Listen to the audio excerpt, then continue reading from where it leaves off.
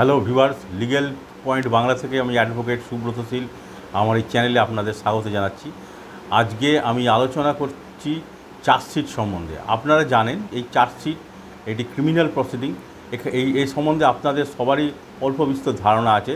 তা সত্ত্বেও কিন্তু আমি আজকে এই চার্জশিটটা কী, কখন এর প্রয়োগ হয় এবং এর গুরুত্ব কী এবং এর মধ্যে কি কি বক্তব্য বা পার্টিকুলারস থাকে সেগুলোই কিন্তু আজকে আমি আলোচনা করছি এবং একটি ধারণা দেওয়ার চেষ্টা করছি। দেখুন, চার্জশিট হচ্ছে এমন একটা জিনিস, এটাকে আমরা ফাইনাল রিপোর্ট বলি। আপনারা সবাই জানেন এফআইআর কোনো যদি কগনিজেবল অফেন্স বা যদি সিরিয়াস অফেন্স হয় তখন কিন্তু পুলিশ এই এফআইআরটাকে করে। এই এফআইআরটা আপনারা জানেন যে সিরিয়াস অফেন্স বলতে খুন, জখম, মার্ডার, বধূ নির্যাতন, এইসব যা ক্রিমিনাল অফেন্সগুলো আছে সেই সম্বন্ধে কিন্তু এই এফআইআরটা করা হয়। তা এই এফআইআরটা যখন হয়ে যায় তখন যে একজন আইও অ্যাপয়েন্টমেন্ট হয়, এই আইওকে কিন্তু একটি ইনভেস্টিগেশনের একটি দায়িত্ব দেওয়া হয়। তিনি সময় নিয়ে এই ইনভেস্টিগেশন, এই যেই অফেন্স হয়েছে এবং যেই এফআইআরের মধ্যে যেই দোষী ব্যক্তিদের নাম দেওয়া আছে, উনি তখন বিভিন্নভাবে ইনফরমেশানগুলো গ্যাদার করে অ্যাকচুয়াল ফ্যাক্ট এবং ঘটনার পরিপ্রেক্ষিতে।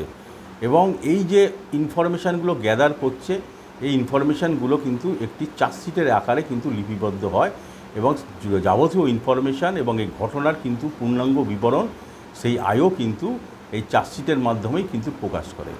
দেখুন, এই চার্জশিট দেওয়ার কিন্তু একটি সময়সীমা থাকে, সেটা হচ্ছে আইওকে একটি নির্দিষ্ট সময়ের মধ্যে কিন্তু কোর্টে পেশ করতে হয়।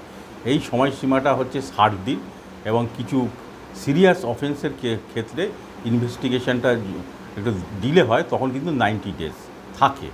এবং এক্ষেত্রে আরেকটি কথা বলে দিই, যখন অনেক ধরনের সিরিয়াস যখন ইনফরমেশান গ্যাদার করতে হয় এবং সেটা 90 দিনেও হয় না, তখন কিন্তু ওই নির্দিষ্ট আইওকে কিন্তু তার সংশ্লিষ্ট কোর্টে গিয়ে একটি সময় ওনারা চায়, যাতে ওখানে ওরা বলতে পারে যে আমার এই ইনফরমেশানটা কমপ্লিট হয়নি, আমরা চার্জশিট পেশ করতে পারিনি। সেক্ষেত্রে কোর্ট তার আরও একটি সময় কিন্তু বর্ধিত করে।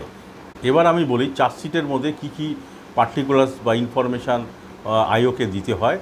সেটা হচ্ছে, প্রথমে হচ্ছে পার্টির নাম, অর্থাৎ যে কমপ্লেনটা করেছে, যে এফআইআরটা করেছে তাকে ডিফেক্টো কমপ্লেনেন্ট বলা হয়, তার নাম, তার ডিটেলস, অ্যাড্রেসটা থাকে।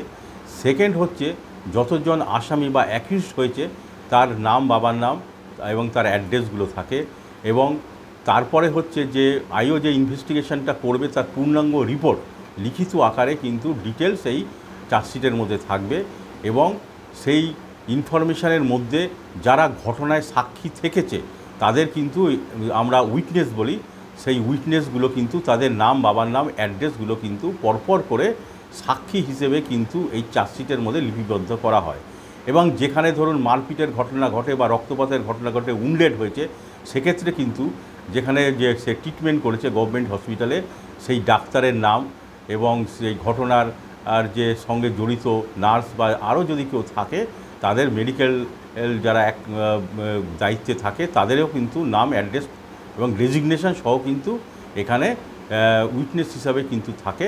এবং যে আইও এবং তার সহযোগী যে থাকে তার নামটাও কিন্তু উইটনেস হিসাবে এখানে কিন্তু থাকে চার্জশিটের মধ্যে। দেখুন, অনেক ক্ষেত্রে দেখা যায় যে এফআইআর হয়েছে ধরুন 5 জনের এগেনস্টে, কিন্তু যে আইও সে ইনভেস্টিগেশন করে চার্জশিটে সে ধরুন 2 জনের নাম, 2 জন অ্যাকিউজডের নাম কিন্তু বাদ দিয়ে দিল, এরকমও কিন্তু চার্জশিট পেশ হয়।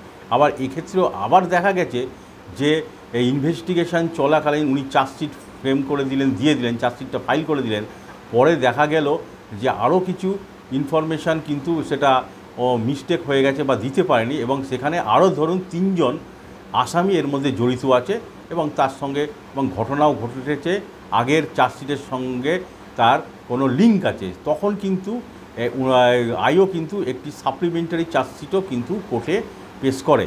দেখুন, এতক্ষণ তো আমি আলোচনা করলাম চার্জশিটের সম্বন্ধে, চার্জশিটটা কী এবং তার কী এর মধ্যে থাকে, কন্টেন্ট কী থাকে এবং কীভাবে এই চার্জশিটটা তৈরি করা হয়, কে তৈরি করে।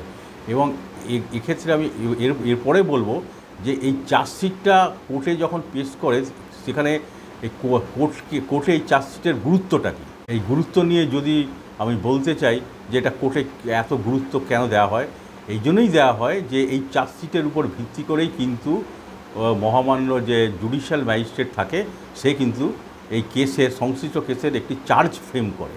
আর এই চার্জ ফ্রেম হয়ে যাওয়ার পরেই কিন্তু মেন ট্রায়াল বা সাক্ষীগুলো কিন্তু সেই কোর্টে কিন্তু শুরু হয়ে যায় এবং কোর্ট এরপরে কিন্তু আস্তে আস্তে সমাপ্তির দিকে কেসটাকে নিয়ে যায়।